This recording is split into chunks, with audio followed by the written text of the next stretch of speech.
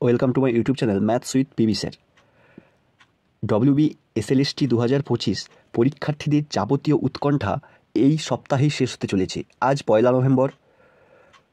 সকলের result 11-12-এর result হয় 4 November সন্ধ্যায়, না হলে 7 নভেম্বর বের হতে চলেছে। গত কয়েক সপ্তাহে হাইকোর্ট এবং সুপ্রিম কোর্টে এসএসসির আইনজীবী কল্যাণবাবুর যাবতীয় সাবমিশন এবং আগামী 2 মাস ধরে যা এসএসসির প্রক্রিয়া হবে, এই সমস্ত প্রক্রিয়া নিয়ে এই ভিডিওতে আলোচনা হবে। প্রথমেই বলে রাখি যে 11-12-এর রেজাল্ট কিন্তু নভেম্বরের প্রথম সপ্তাহে বেরোচ্ছে এবং দ্বিতীয়ত 9-10 এটা কিন্তু প্রসেসটা একটু দেরিতে শুরু হবে। হাইকোর্টে যা সাবমিশন সেই তথ্য থেকে বলছি, এটা কিন্তু একটু দেরিতে শুরু হবে।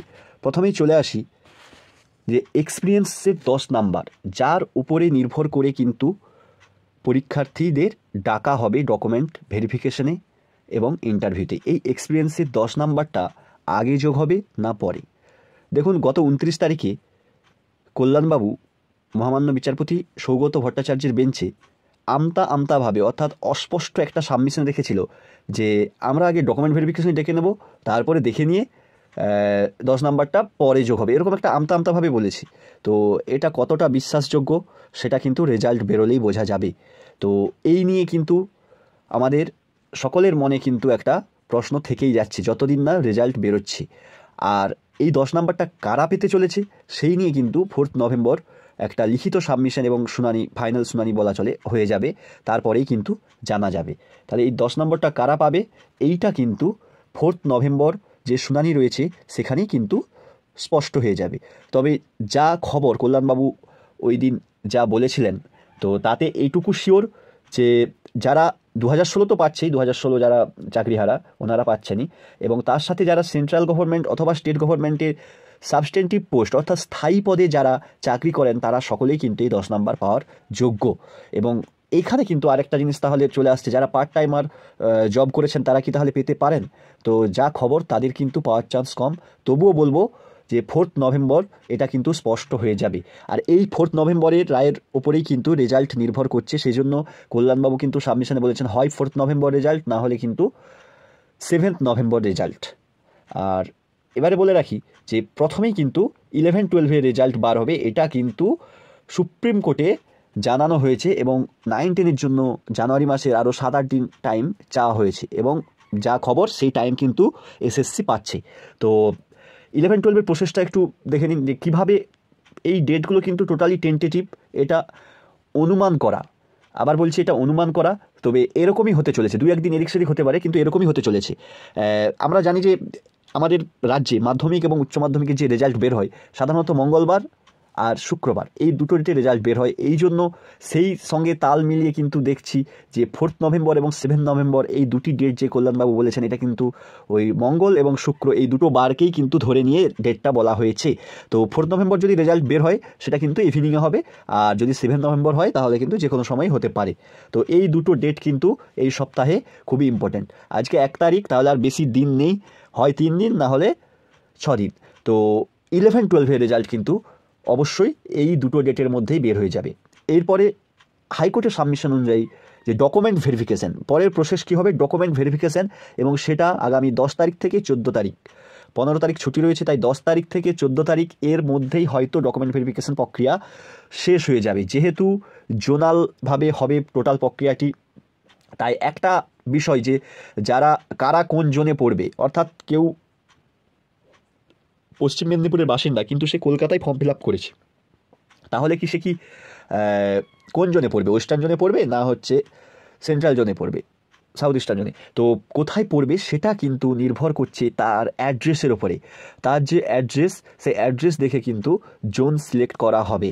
তো এটা নিয়ে ভয় পাওয়ার কিছু নেই, যারা যেখানে পরীক্ষায় দিন না কেন অ্যাড্রেস নিয়ে কিন্তু জোন সিলেক্ট করা হবে। অর্থাৎ আপনি যে জেলা অ্যাড্রেস দেখিয়েছেন সেই জেলাটাকেই জোন হিসাবে, সেই জেলাটা যে জোনে পড়বে সেই জোন হিসাবে আপনাকে কিন্তু ডাকা হবে। তাই ডকুমেন্ট ভেরিফিকেশান প্রত্যেকটা যেহেতু জোনে হবে, বেশি দিন টাইম লাগবে না, এবং একই সাথে ইন্টারভিউ কিন্তু বেশি দিন টাইম লাগবে না। তো মোটামুটি ডকুমেন্ট ভেরিফিকেশান হয়ে গেলেই ইন্টারভিউর জন্য ডেট দিয়ে দেওয়া হবে, এবং সেই ইন্টারভিউটা আগামী 17 থেকে 24 এর মধ্যেই কিন্তু শেষ করার সম্ভাবনা অর্থাৎ 3rd উইকে কিন্তু ইন্টারভিউ কমপ্লিট হয়ে যাওয়ার কথা, এবং তার সাথে প্রভিশনাল মেরিট লিস্টও কিন্তু 1st উইক অফ ডিসেম্বরের মধ্যেই কিন্তু দিয়ে দেওয়া হবে, এবং প্যানেল যেহেতু বেরিয়ে যাচ্ছে কাউন্সিলিং প্রক্রিয়াও কিন্তু চালু হয়ে যাবে 11-12-এর। এইটা গেল 11-12-এর প্রসেস। এবং সবথেকে বড় যেটা কোশ্চেন, যে 11-12-এর প্রসেস চলাকালীন কি 9-10-এর প্রসেস স্টার্ট হবে? দেখুন, যা এসএসসির বক্তব্য অনুযায়ী কিন্তু 11-12 প্রসেস চলাকালীন কিন্তু 9-10 প্রসেস স্টার্ট হবে না। এর কারণ হচ্ছে আগে 11-12 নিয়োগ দেওয়া হবে, তারপরে 9-10 দেওয়া হবে। এটার অর্থ এটাই, যে সমস্ত টিচাররা 11-12-এ চলে যাবেন তারা কিন্তু আর 9-10-এ যাতে না কম্পিটিশন করে, অবশ্যই তাদের কম্পিটিশন করার রাইটস আছে, কোথায় কোন স্কুলে পাবেন চাকরি তার উপরে নির্ভর করছে, কিন্তু তারা যাতে না করেন সেই জন্যই কিন্তু এই প্রসেসটি। তো যখন প্রভিশনাল মেরিট লিস্ট তৈরি হয়ে যাবে তারপরেই কিন্তু 9-10-এর প্রসেস চালু হয়ে যাবে। তো মোটামুটি ধরে রাখা যায় 9-10-এর প্রসেস কিন্তু 1st উইক অফ ডিসেম্বর অথবা 4th উইক অফ নভেম্বর কিন্তু চালু হবে, অর্থাৎ রেজাল্ট অ্যান্ড ফাইনাল অ্যান্সার কি কিন্তু ওই টাইমের মধ্যে প্রকাশ হবে, এবং একই রকমভাবে যে ডুরেশনে 11-12 হয়েছে সেই সেম ডুরেশন বজায় রেখে 9-10-এর কিন্তু ডকুমেন্ট ভেরিফিকেশান এবং আদার্স প্রসেসিং কিন্তু অর্থাৎ ইন্টারভিউ প্রক্রিয়া কিন্তু হতে থাকবে, এবং প্রভিশনাল মেরিট লিস্ট অথবা প্যানেল এবং তার সাথে কাউন্সিলিং কিন্তু জানুয়ারির 1st উইক। এটা কিন্তু সুপ্রিম কোর্টে সাবমিশন দেওয়া যে 9-10-এর প্রক্রিয়া কিন্তু জানুয়ারির 1st উইকে হয়ে যাবে। তো টোটালটা জিস্ট বানালে এটা দাঁড়াচ্ছে যে আগামী 2 মাস ধরে 2টি প্রক্রিয়া চলবে। তো অর্থাৎ নভেম্বর মাস গোটা মাসটাই 11-12 প্রক্রিয়া, এবং ডিসেম্বর মাস গোটা মাসটাই 9-10 প্রক্রিয়া। যেহেতু এসএসসির বিভিন্ন জোন রয়েছে এবং জোন ওয়াইজ ভাগ করে নিলে কিন্তু কাজটা কিন্তু অনেকই কম হয়ে যাবে। এবারে এখানে জোন ওয়াইজ হলে অনেকের মনে প্রশ্ন জাগছে যে কোন জোনে কীরকম ইন্টারভিউর টিচাররা ইন্টারভিউ নেবেন, প্রফেসররা ইন্টারভিউ নেবেন, কীভাবে নাম্বারের তারতম্য হবে কিনা। তো এইগুলো নিয়ে কিন্তু এখন কোশ্চেন আসছে।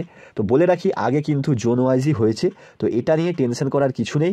তো আগেও হয়েছে জোন ওয়াইজ, তখনও ইন্টারভিউ হয়েছে, তখনও নিয়োগ হয়েছে, তো এটা নিয়ে টেনশন করার কিছু নেই। যেহেতু প্রক্রিয়াটা খুব দ্রুত সম্পন্ন করতে হবে, সেজন্য এসএসসির কাছে করার কিছুই নেই এই জোন ওয়াইজ ইন্টারভিউ এবং ডকুমেন্ট ভেরিফিকেশান করা ছাড়া। আরেকটা জিনিস বলে রাখি, যে সমস্ত টিচাররা 11-12-এ চাকরি পেয়ে যাবেন, অর্থাৎ চাকরিহারা যে সমস্ত শিক্ষকরা রয়েছেন, যোগ্য শিক্ষকরা, তারা যারা 11-12-এ পেয়ে যাবেন, তারা আশা রাখবো তারা যেন 9-10-এ ঘুরে কম্পিটিশন করতে না আসে, তাহলে কিন্তু অনেক ফ্রেশার্সরা কিন্তু বঞ্চিত হবেন। এটা আশা রাখবো ওনাদের কাছে। আরেকটা জিনিস, যে 10 নাম্বার যদি পরে যোগ হয় তাহলে কিন্তু এটা চাকরিহারা যোগ্য শিক্ষকদের কাছে দুশ্চিন্তারই হবে, কারণ অনেক শিক্ষক কিন্তু বাদ চলে যেতে পারেন।